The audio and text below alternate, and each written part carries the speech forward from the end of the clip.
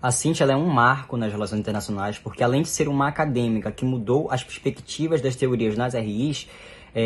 as perspectivas e os pensamentos feministas, os estudos feministas nas RIs, ela traz duas abordagens teóricas consigo que dizem respeito da sexualidade, homossexualidade e das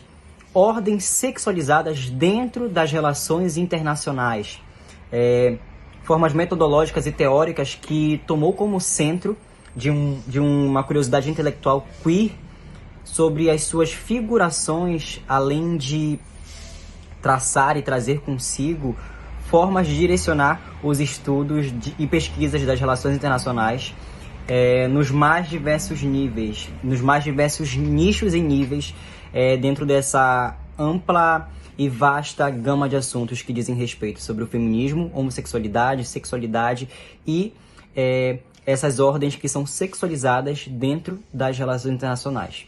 Além de trazer consigo o questionamento e fazer com que pesquisadores se questionem aonde está a mulher de fato dentro da política internacional, aonde está inserida a mulher nesse lugar de poder, nesse vasto mundo que é global, globalizado, e ainda hoje a mulher ocupa cargos de menos poder dentro de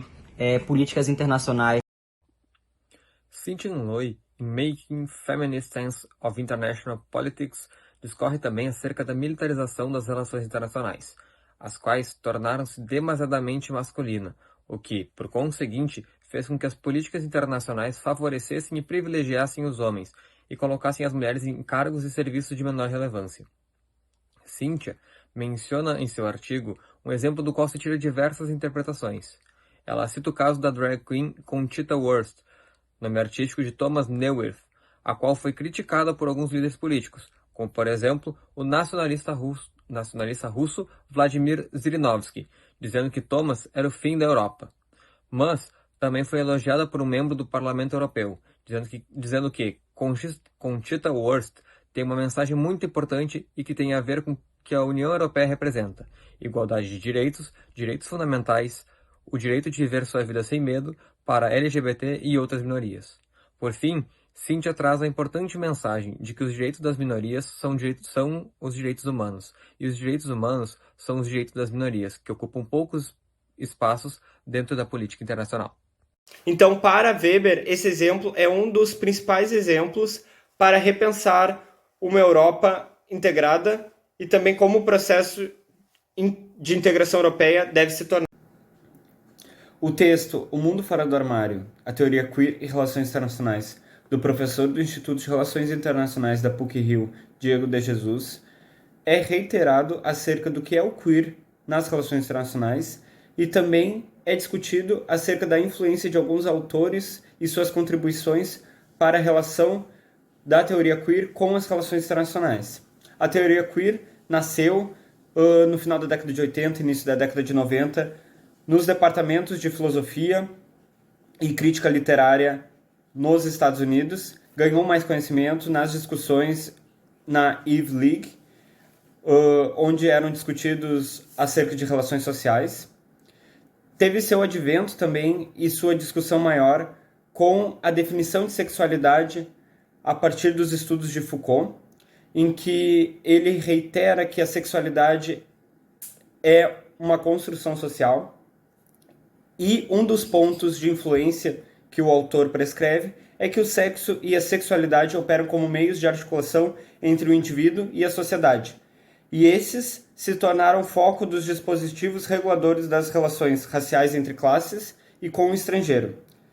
Então, a sexualidade é vista nos estudos queer como um dispositivo histórico de poder, que insere o sexo em sistemas de unidade e regulação social. A teoria queer, então, ela tem como base ontológica a incapacidade de entender gênero e sexualidade de uma forma monolítica, e tem como base epistêmica o conhecimento e a ignorância acerca da sexualidade. Algum dos autores citados também no texto do professor Diego de Jesus é Richard Miskolci. Ele vai falar que muitos autores interpretam o queer como uma resposta crítica à globalização e aos modelos norte-americanos de identidade heterossexuais,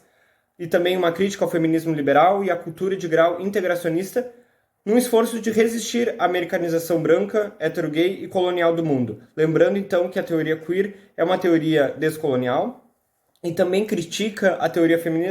feminista justamente pelo seu caráter binário e também limitado, mas também ela não desmerece não só a teoria feminista, como qualquer outro movimento social. Outra autora citada no texto, Vivienne Gebri, vai falar que há um apontamento sobre a invisibilidade de certos corpos em estratégias de segurança. E essa invisibilidade ela pode reforçar ortodoxias e hierarquias de gênero, sexo e sexualidade, e que a globalização caracterizou-se por ser um processo cômodo de comoditização de corpos e de identidades no nível internacional. E essa globalização também domesticou a sexualidade para uma lógica de consumo. Ela também reitera que a teoria queer, em diálogo com os estudos pós-coloniais, permite observar que a sexualidade desempenha, em interação com a etnicidade e outras categorias, um papel importante na construção de hierarquias em processos de militarização, nacionalização e definição de identidades estatais. É importante lembrar, não foi citado no texto, mas um dos autores tradicionalistas das teorias das relações internacionais, Robert White, então, ele vai afirmar que a teoria queer não existe nas relações internacionais, por alguns motivos. Tais eles que não existe um aporte teórico suficiente acerca da teoria queer para fundamentar suas teses e conclusões, e também que temas da política central não são abordados na teoria queer, como paz, soberania, terra, e sim temas interdisciplinares. E também que a teoria queer não há relevância para as relações internacionais. Bom, eu fiquei com a parte em que o autor ele examina as obras da Cynthia Weber, que é uma autora feminista, e ela é considerada a pioneira na teoria queer das relações internacionais, onde ela chama atenção para a formação do Estado e das nações e analisa como o conceito de heteronormatividade ele influencia nas questões que abrangem todas as escalas do Estado, desde o nacionalismo, questões étnicas, como a composição das forças armadas, a formação dos exércitos dos estados, né, até a migração e a mobilização social em nível internacional. Essa parte eu achei interessante trazer um exemplo que acontece ainda no século XXI, nos dias de hoje. Essa parte da migração a um nível internacional, principalmente na região do Chifre da África, mais especificamente sobre a migração das mulheres etíopes, da Etiópia, onde é um país que sofre com diversos conflitos étnicos, onde ocorre, além das mulheres e da população sofrer com a fome, problemas de saúde, ainda ocorrem barbáries e violações de direitos humanos, principalmente o direito das mulheres, como a mutilação genital feminina, que é a ablação do clitóris, ainda quando crianças. Segundo dados da OMS, somente na Etiópia, mais de 20 milhões de meninas sofrem desse absurdo. Então, é uma violação terrível. O sexo e a sexualidade operam como meios de articulação entre o indivíduo e a sociedade